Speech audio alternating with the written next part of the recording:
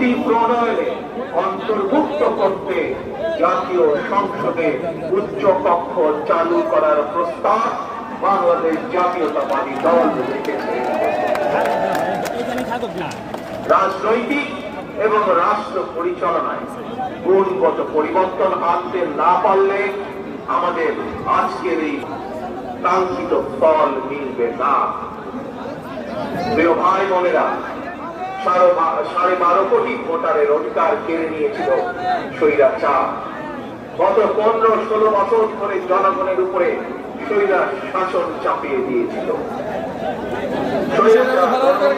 হাসিনার পতনের মধ্য দিয়ে হাজারো শহীদের রক্ত রঞ্জিত বিপ্লবের প্রথম ধাপ সফল হয়েছে মাত্র।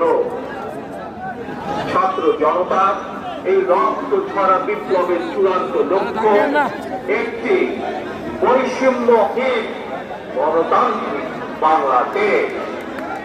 তাই বিপ্লবের লক্ষ্য বাস্তবায়নে দ্রুততম সময়ের মধ্যে জাতীয় নির্বাচন অনুষ্ঠান করতে হবে।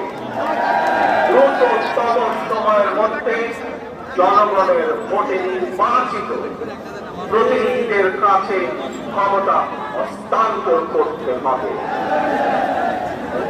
স্বৈরাচার হাসিনা পতনে রক্ত রঞ্জিত বিপ্লবকে সার্থক এবং সফল করে আসল নাগরিক হিসাবে আমরা আরো দায়িত্বশীল আচরণ করি। বিভেদ, বিরোধ, হিংসা, প্রতিহিংসা নয়, আসল সবাই মিলে রাষ্ট্র এবং সমাজে মুক্তিযুদ্ধের মূল মন্ত্র সাম্য, মানবিক মর্যাদা, সামাজিক সুবিচার প্রতিষ্ঠা করার শপথ গ্রহণ করি। নতুন প্রজন্মের জন্য একটি দুর্নীতিমুক্ত